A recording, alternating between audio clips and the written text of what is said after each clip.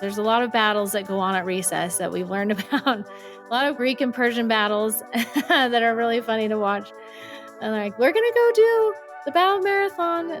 I think we highly underestimate their ability to understand what's going on and to make those connections in a really intelligent way. Welcome to the History Matters podcast. I'm your host, Barbara Davidson, President of Standards Work and Executive Director of the Knowledge Matters campaign. In this last episode of Season 1, I'm excited to share my conversation with Laura Stam, an elementary school teacher from Thermopolis, a town of 2,700 people in northwestern Wyoming. As a Goyan Literacy Fellow, Laura writes about the science of reading and learning on her Substack, The Knowledge Exchange, which is how I came to meet her. Laura also celebrates the role of background knowledge in reading comprehension as a founding board member of the Reading League Wyoming. We talked about everything from how the ban on female schooling in ancient Athens upset the girls in her classroom, to why students' excitement about the War of 1812 continues to surprise so many teachers. I think you'll enjoy this discussion. Well, before we jump in, why don't you just tell us a little bit about yourself and how you happen to be interested in building content knowledge and history knowledge in particular? I started teaching second grade about 4 years ago, and I'm moving into third this year. When I started, we had just started shifting to the science of reading, and we were getting really strong with the foundational skills. But I also knew that we needed to make sure that we were building knowledge as well. That's also important. So I started using core knowledge and saw a huge difference in my students' engagement right away. They really loved it. So then that just really became embedded into our literacy instruction. So we're really strong on foundational skills and really strong on building that knowledge for our students. Wonderful, wonderful, wonderful. Let's talk about the responses that the kids are having to the curriculum and this focus that y'all have put on building their base of knowledge.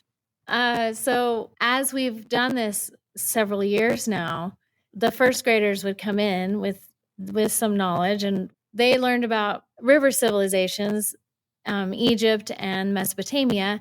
And then we continue that in second grade with the Indus River Valley and ancient China. And so they're like, oh yeah, we know about the rivers. And so they are starting to make those connections there. So speaking of Indus River Valley, this is one of my favorite stories. There were a couple of students at a basketball game here in town, and one was a third grader and one was a second grader. So the third grader had already had been through second grade and had this lesson on the Indus River Valley, and the second grader was learning this. And they were discussing the Indus River Valley and deciding, would they rather live in Mohenjo-Daro, that's one of the cities in the Indus River Valley, or would they rather live now? And I just thought, so it's not only just second graders, peer-to-peer conversations that you're having as a whole class. They are discussing this with other students in other grades above them that have already had this. Another one is one of our students went on a trip with her parents back east, and they were at Niagara Falls, and the tour guide brought up that this was kind of the end of the Underground Railroad. And she had learned about the Civil War and the Underground Railroad and Harriet Tubman.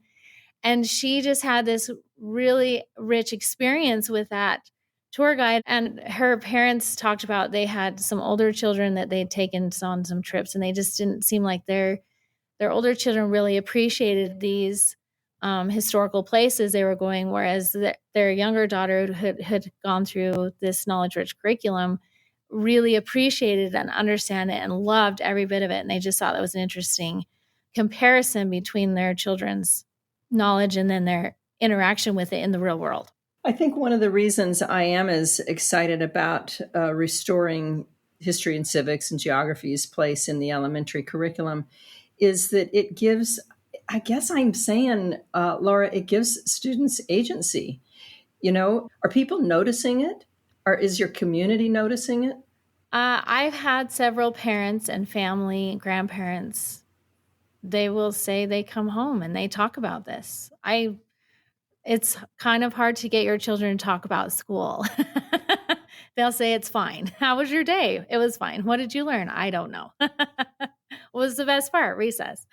But they're coming home and they're talking about it. And then I had one grandparent tell me that they're coming home and it's inspiring them to pursue other content and really dig deep. And because it's showing them that when we do it in class, we're going in deep, we're talking about it, we're bringing in artifacts, we're bringing in poetry and music and art. And so they'll go home and they want to explore their own interests. Well, I really like this. And then they are getting books and looking on the internet and finding out more information on their own topics that maybe not necessarily that we learned in school, but it's interesting that it's inspiring them to know that they can learn about these things on their own as well, which I think is really, well, that's the end goal, right? We want to teach them to be their own learners, right? And that's happening. But also the content they're learning, they're talking about it and they're talking about it intelligently with adults. And even though this is like K2, I kind of have heard the argument that it's not age appropriate or something. And we're not going in depth in this, but they're getting a very good foundational knowledge about these topics so they can learn more about them as the grades go along. But they're excited, like you said, they're little experts and they have something to talk about now and knowledge to share.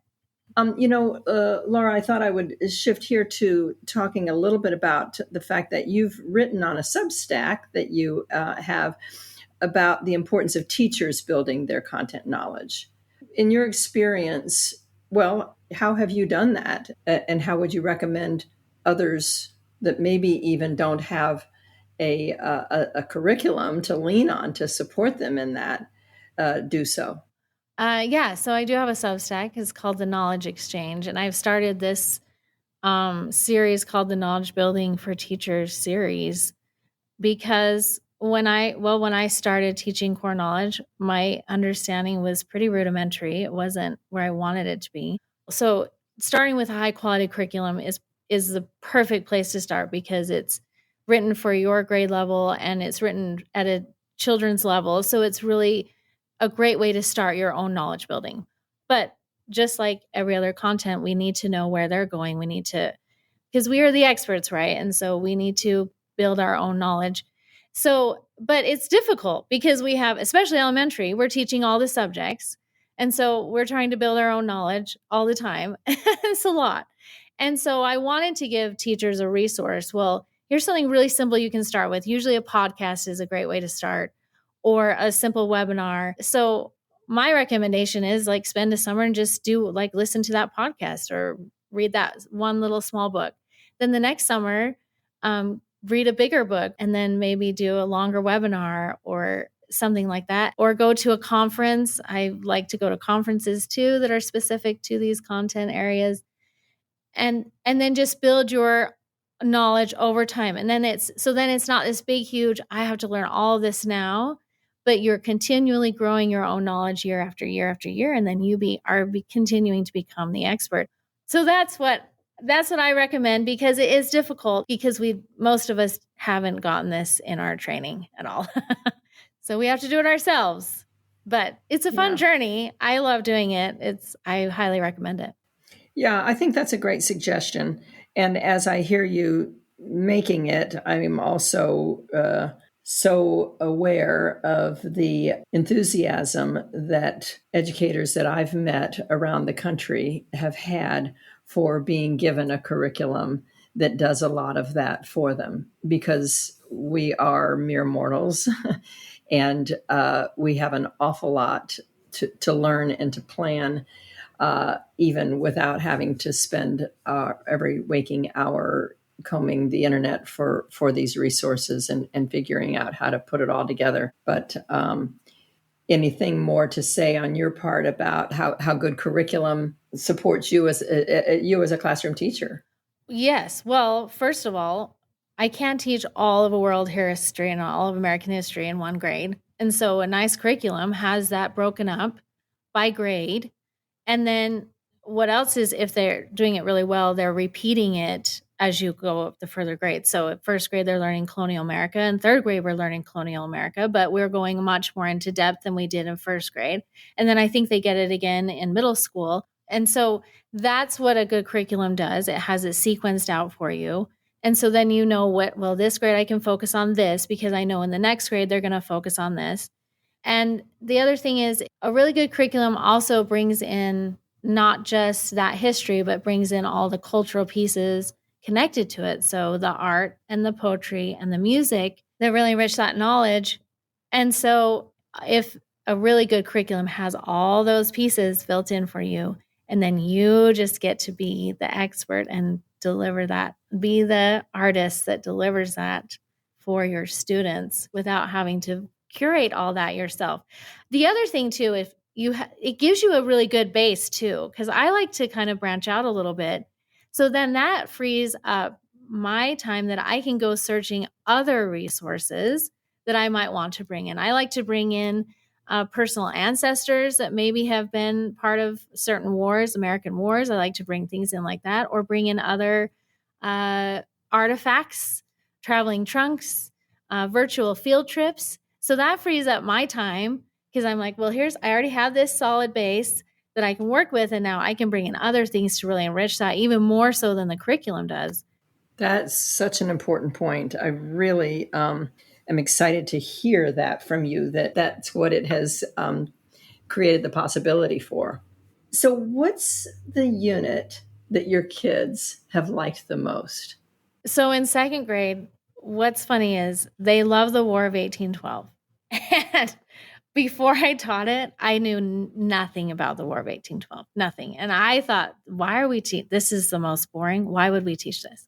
And it's my students' favorite because you have really fun sea battles, you have pirates, you have the Star-Spangled Banner, that huge battle. The British are attacking Fort McHenry, and the children love that story. And then he's standing there on the boat, and then he writes the Star-Spangled Banner, Francis Scott Key. So for some reason, they just really love that story and have a lot of connection to it. They also love Mohenjo-Daro and the Indus River Valley. That city is really fascinating to them.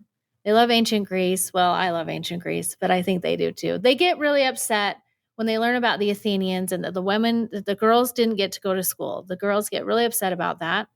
They do like that the Spartan women got to do sports and had a little more freedom. When we do Civil War and slavery, they get really upset about slavery. That is something they have no tolerance for. And they just love those stories of bravery of Harriet Tubman, and that there were so many brave people that were advocating for ending slavery. And they get very passionate about it. They talk about it at recess. They reenact things at recess. There's a lot of battles that go on at recess that we've learned about. A lot of Greek and Persian battles that are really funny to watch. And they're like, we're going to go do the Battle Marathon. And anyway, so I think we highly underestimate their ability to understand what's going on and to make those connections in a really intelligent way. But when you give them that knowledge, then they do it. And it's a lot of fun to see them make connections and talk about it animatedly. It's funny. My last question I was going to ask you is what gives you hope? And I think we've kind of answered it, haven't we? And it's so perfect because I had said I wanted to talk to you as the last person is in this season, in this inaugural season of the History Matters podcast. And I thought that you would be able to give us some inspiration. So have I stolen your answer, or what would you say to the question? What gives you hope? Well, what gives me hope is I see this a lot everywhere. I see a lot of knowledge building happening intentionally. This isn't just randomly picking things to read about. We're intentionally teaching history now, which is really great to see across the country. I hope that continues to grow. I hope we start seeing the value in it. I mean, as soon as we start teaching it, teachers talk about how excited their students are. And so I'm hoping that momentum continues and it just spreads because, I think it was E.D. Hirsch talking about we owe it to our country and our children to grow them into being contributing citizens of our country and our world. Part of that is giving them this knowledge so that they can become contributing citizens of our society. And so then as we're building this generation, then hopefully they will continue to pass it on to the next generation. We are now building a generation that is getting it, and we'll be able to pass that on to the next generation. As we saw earlier in history, is what happened, and we get to revive that again in our time, which is really exciting.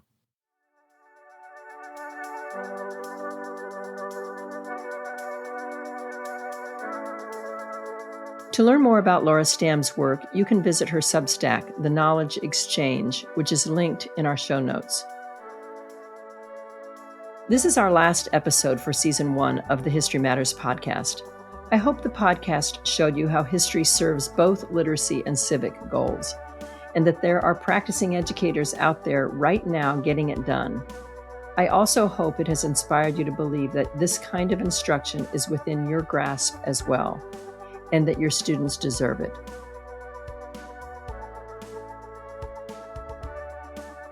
This podcast is produced by the Knowledge Matters campaign.